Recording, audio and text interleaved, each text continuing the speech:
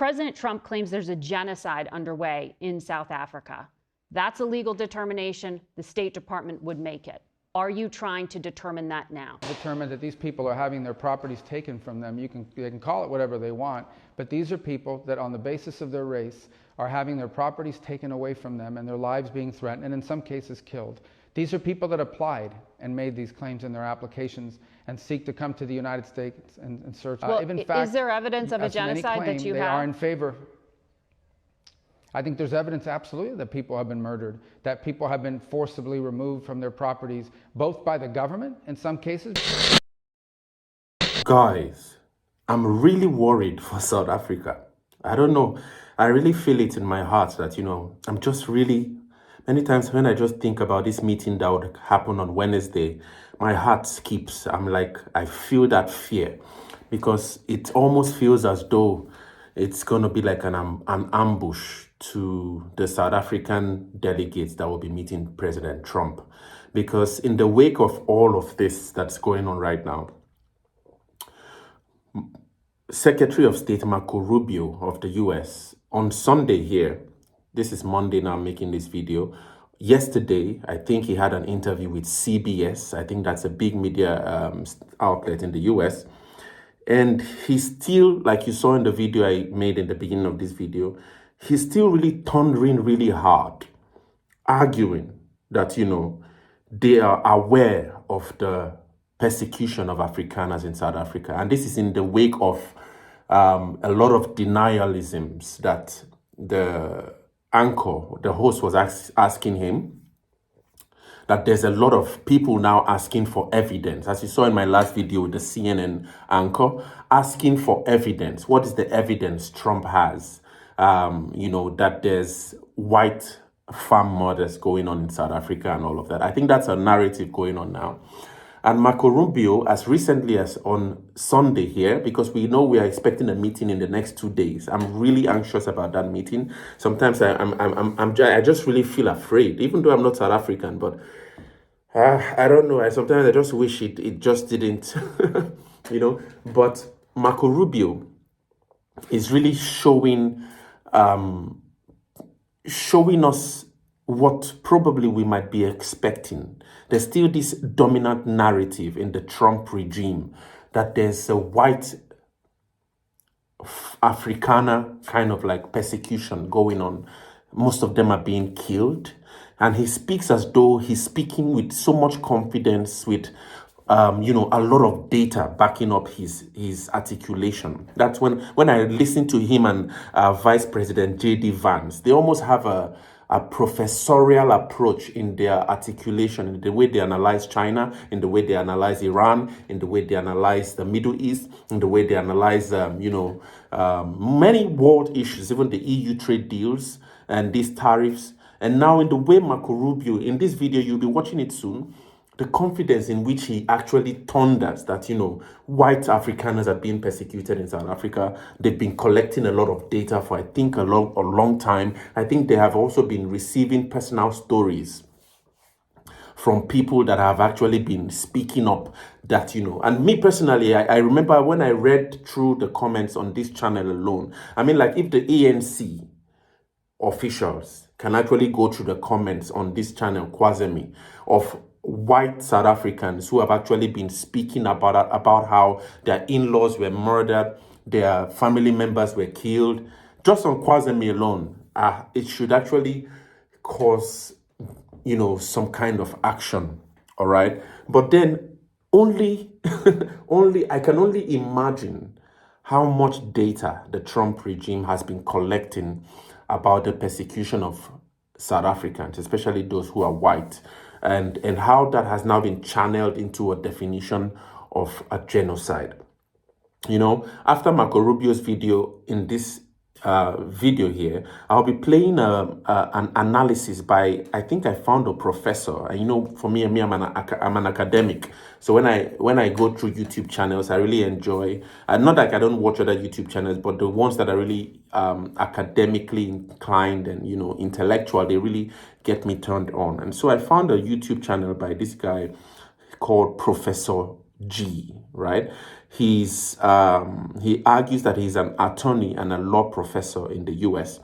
And he argues that based on the laws in the US, he calls them the INA, Immigration and Nationality Act. Those are the laws that define what a refugee and what an asylum seeker should actually be in the US context, all right? Now, he argues that based on the laws that determines refugeeship and asylum seeking in the US, those laws have actually been aggregated to reach a logical conclusion that what's really is going on in South Africa might fit in to the UN Convention's definition of a genocide. And he goes in details. I would like you guys to watch that video till the end, especially after Marco Rubio's video, because when I listen to that analysis of that professor, law professor and attorney, it seems that, he makes me understand that it appears that probably the US might even take South Africa to the ICJ for genocide. Because the way the man explains the law, the way he explains and breaks down the definition of genocide according to the UN Convention, bro, it's scary, really, what might be hitting South Africa. And Marco Rubio is actually thundering in this video that this might just be the beginning of this whole refugee ship. We might be seeing another shipment soon. I think there's just 49 that arrived. I think they are preparing for another shipment. And many times I feel that it's in a way, I don't want to use the word embarrassing, but it's somehow for me to be a sitting president in a country and another country picks my citizens out as refugees. Well, I mean, man, I really wish that it didn't just have to get to this, but this is where we are. And I'm really looking forward to that meeting on Wednesday. I think many people have argued that it's going to be a clash of negotiators. Donald Trump wrote a book I read several years ago called The Art of the Deal. President Ramaphosa is actually also really berated as a master negotiator who was a master negotiator during the Codesa negotiations. So that meeting on Wednesday is going to be a clash of negotiators.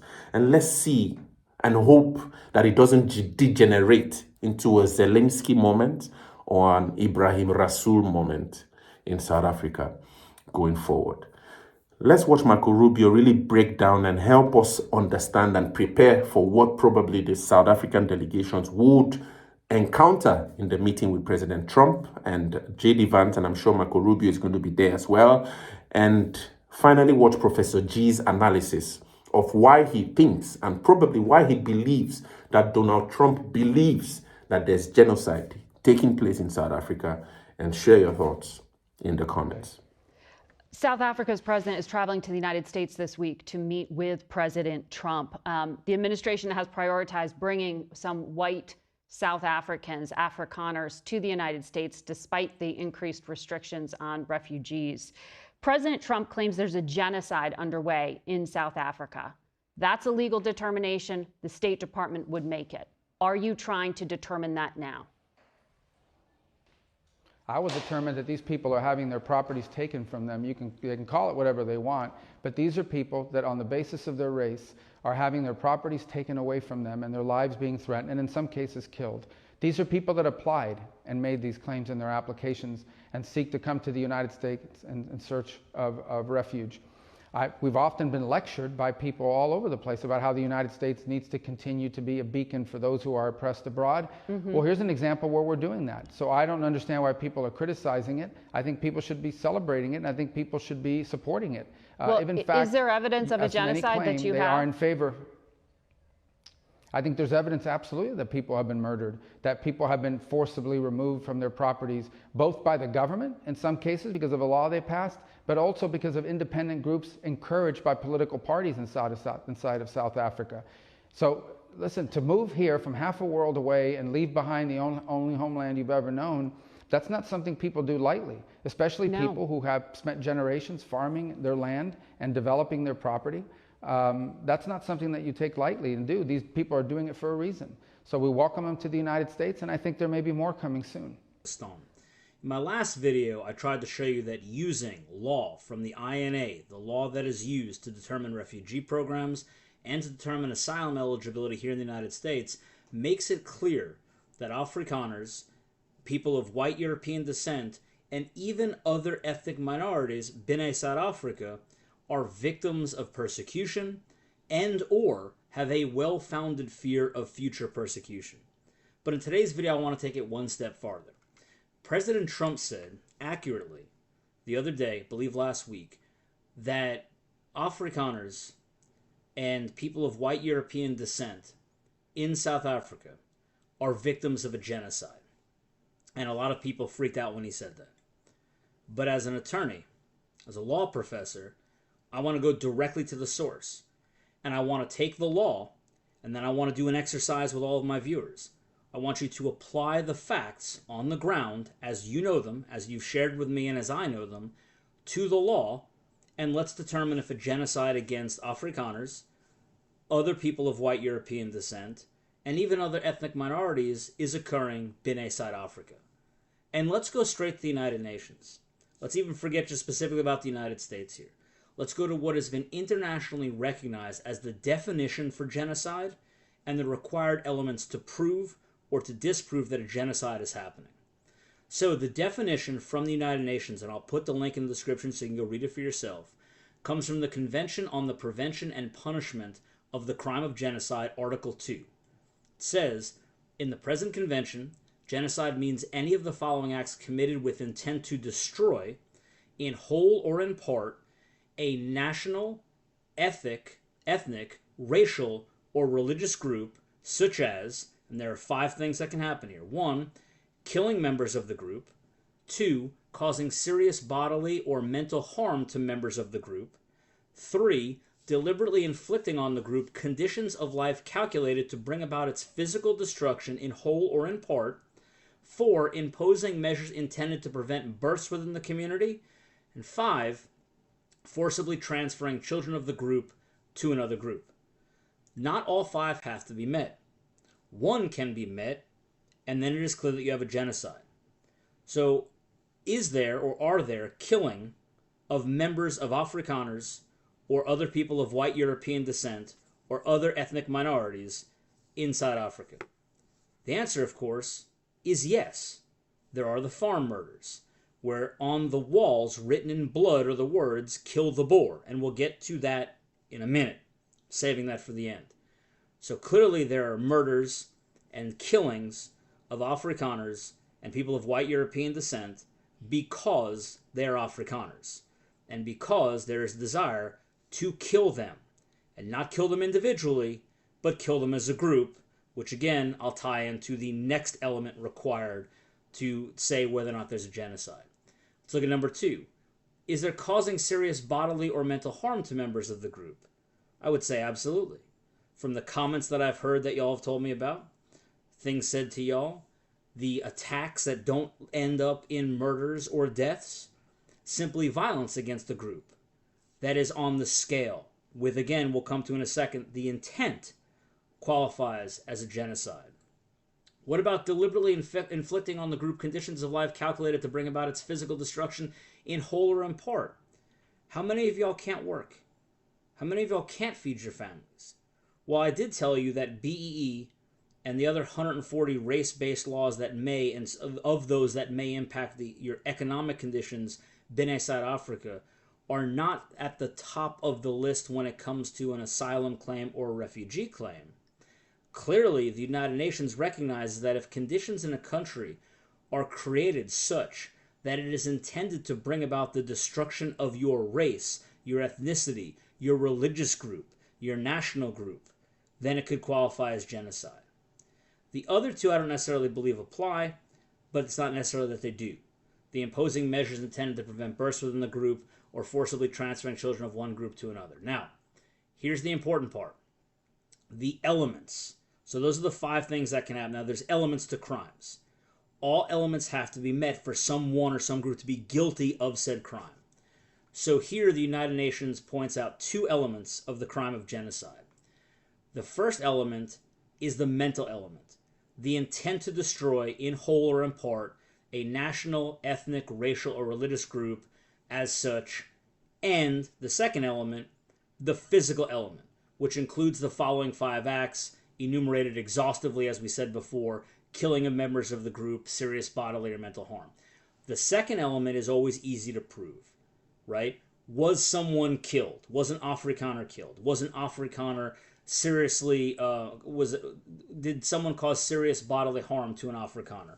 Are there laws? Is there a deliberate attempt by the government to make your life so unlivable and insufferable that it will cause your physical destruction, whole or in part?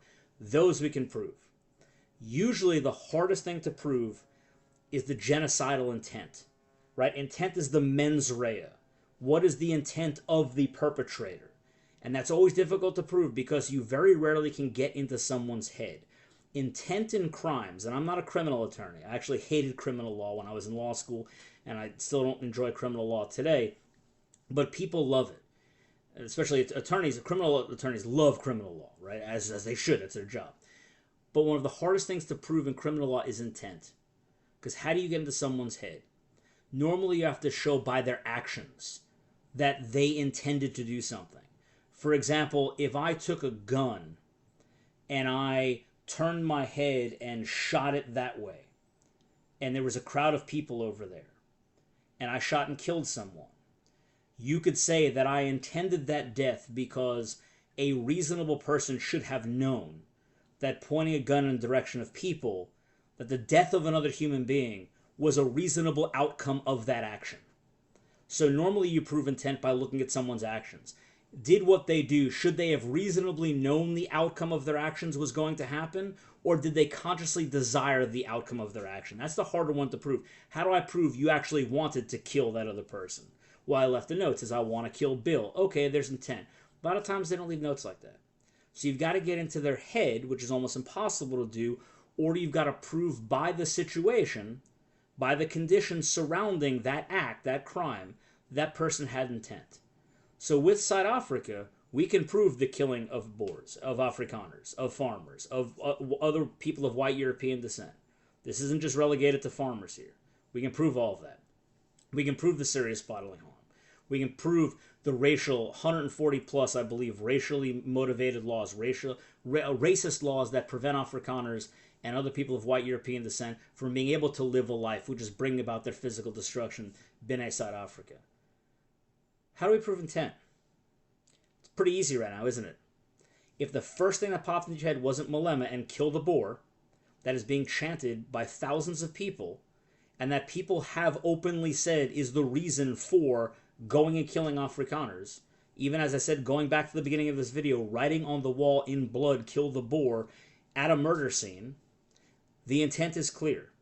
And the fact that no government official or no government entity or even the judiciary, binnen South Africa, is doing anything to stop the chanting of killing the Boer, which is, by the way, not protected by free speech in the United States. If any representative or any government official of any political party got up and said, kill purple people, as I said in my last video, one, no one in America would tolerate that. And two, if someone did actually go and kill a purple person and said, I did it because Congressman X said so, Congressman X is not protected under free speech. That incited violence, that incited a crime, and that congressman would be liable. So here in the United States, we defend freedom of speech, and we draw the line when it causes pain, death, serious bodily injury, or incites people to murder other people. That would never be accepted or tolerated in the United States by a sitting government official. So here, clearly, the intent is there. You have an elected member of your government chanting, kill an ethnic group. Not kill a single farmer, not kill that farmer, kill the Boer, which has become synonymous not just with farming, but with Afrikaners or other people of white European descent. This, in my book, and again, I am not a judge, I am nobody but a man on Facebook with a very crappy camera, because if I had the technology, this is the point where in like the top window I would put Malema chanting kill the Boer in front of thousands of people in football stadiums on Human Rights Day in South Africa. And you're going to tell me that there isn't the clear intent element of this crime of genocide? The intent is to kill all Afrikaners, to kill all white people inside Africa.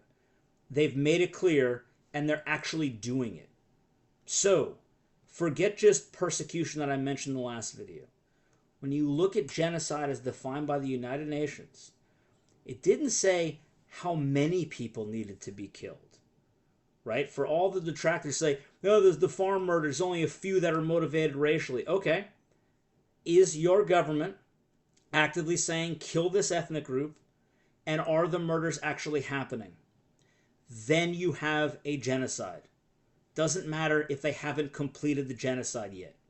Because as I said in the last video, where if we could go back and we could look at Nazi Germany when the Nazis came to power in 1933, when they had platformed for years on the Jewish question, the Jewish problem, many people knew what was coming, or felt what was coming, but probably didn't feel the need to fly. It's not going to get that bad. Whatever. They're bloviating. They're pontificating.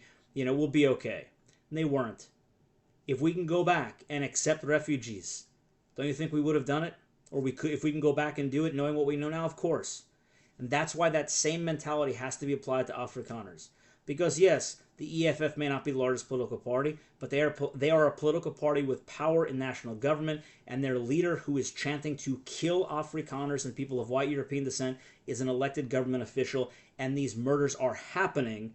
Even if you refuse to acknowledge the farm murders on the big scale, if you can prove that there are murders happening because of what is being chanted by your government, then you have the intent to destroy an ethnic group, and you actually have the act, the mens rea and the actus rea of the crime, the intent and the actual action, the killing of Afrikaners and other people of white European descent. So before anyone else gaslights any of my Afrikaner friends out there, anyone who feels that am I right? Do I deserve a refugee program? Do I deserve all this when I hear all the stuff on the links in the news media in the United States? Stop letting them gaslight you. All the requirements are met, not only for asylum if you're here, I believe, a refugee program if you're still inside Africa. I believe all the elements have been met. But taken one step further, I believe the elements of genocide, as clearly laid out by the United Nations, is met. And why do we want to let it get to the point where thousands upon thousands are murdered or killed? Why don't we just take the two elements of the crime, the intent and the act? We have the intent, kill the Boers. We have the intent, it's clear, and we actually have the acts. It doesn't say how many acts. It says killing members of the group. Have members of Afrikaners been killed and their blood used to paint on the wall kill the Boers, meaning kill Afrikaners, kill white people? Yes. The elements have been met. The requirements for genocide has been met. And it's time the international community actually realizes this, recognizes it, and steps in and does something to stop this, as the United States is trying to do and is doing by offering refugee status to Afrikaners who've decided to flee. But also, we need to protect those who refuse to abandon their homeland, who refuse to abandon their culture, and desire to stay inside Africa. They also need to be protected.